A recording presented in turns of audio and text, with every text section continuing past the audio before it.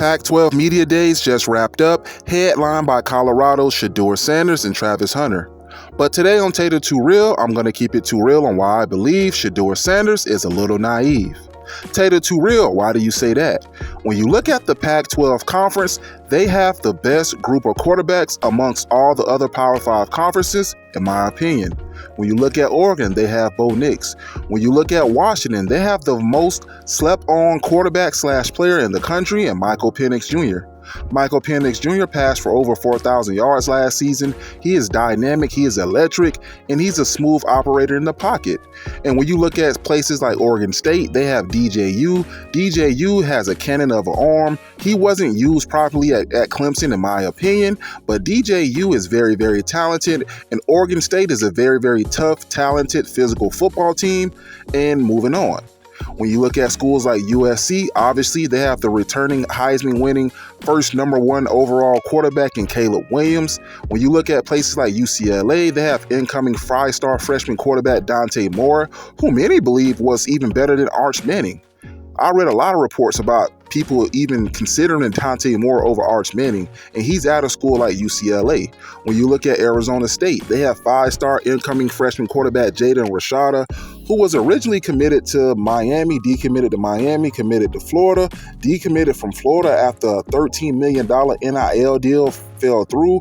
The University of Florida has a great quarterback coming in the 24 class in DJ Lagway, so they decided to pull that offer from Rashada and focus on Lagway in the 24 class, so he committed to Arizona State. Also, Utah has Cam Rising, who before last season, many people thought he could be a first-round type of quarterback, and on and on and on, right, guys? The Pac-12 is going to be absolutely loaded at the quarterback position, and I'm not even talking about Arizona, who had a successful season last year on the offensive side of the ball. But like I just said, I believe Shedeur Sanders is a little naive because the way he was answering a lot of these questions at Pac-12 Media Days, it's almost dismissive of who he's playing against, right? He keeps talking about his preparation, his team, which is fine. That's what you want to do, focus on your team. But do not be dismissive of these other teams. And the biggest thing that Shedeur Sanders has working against him is the lines of scrimmage. Guys, when you look at the national championship winning teams the last 10 years, Alabama, Georgia, Ohio State, whatever, right? They're all good on the lines of scrimmage, and that takes time. You got to have the horses up front on the offensive line and the defensive line to have sustained success. And Colorado is replacing their whole offensive line and their whole defensive line. That is a big problem. And I don't think Shedeur Sanders fully understands that aspect, coming from Jackson State, where he was clearly on a team with the best talent every weekend, right? I mean, you had players at Jackson State that was 4-star players or came from Division I programs and was highly recruited out of high school. Hell, they had the best player in the country and 5-star player Travis Hunter. So that won't be the case this year at Colorado. When he steps on the field versus a USC or Oregon, they're going to have equal, if not better, talent than him at Colorado on those teams. So I believe Shedeur Sanders is a little dismissive of the opposition he's going to face this season. And I need to say this also. He needs to get ready and get ready real fast, because out of the gate, first game of the season, they're playing TCU. TCU is going to be absolutely electric this year on the offensive side of the ball. They replaced Quentin Johnson with even more speed and JoJo Early, who they got from Alabama. He's originally from the state of Texas, played his high school ball at Aledo High School. They're getting him back. He's a 4-3, 4-4 type of guy.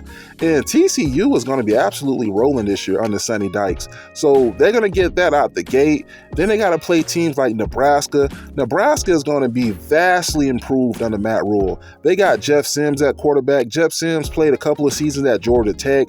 He always had a big arm and a lot of potential, but he never was on a team at Georgia Tech to where the talent could help him elevate, if that makes sense. He didn't really have a lot of dynamic receivers. He did play with Jahmyr Gibbs a season at Georgia Tech and did well, but Jeff Sims is ready to take off. They have Arik Gilbert also at Nebraska, who many believe he was going to be the next Travis Kelce or the next big tight end prospect to make it to the NFL. He didn't play a couple of seasons. He's been dealing with personal issues. But if Arik Gilbert rounds back to form, he can be an absolute beast and a steal of a transfer player. And they got some players from Georgia also.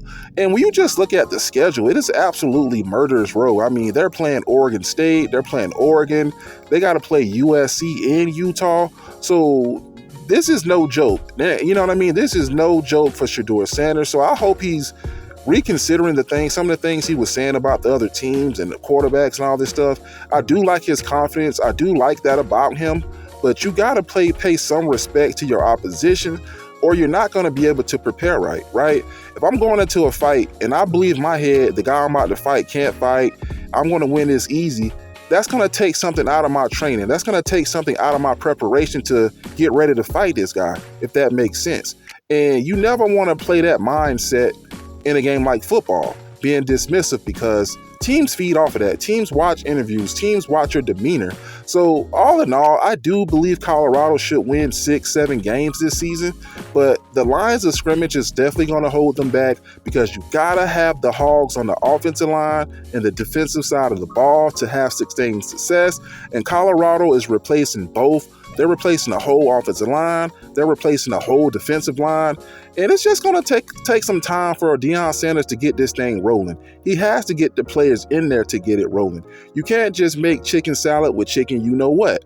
That's one of the oldest sayings out there. So guys, you let me know what you think. Is Shedeur Sanders a little naive and dismissive on the other teams in the Pac-12? And this is coming off the heels of his Pac-12 interview at Pac-12 Media Days. This is your boy Tater Too Real, where we always keep it too what? Too real. Holla.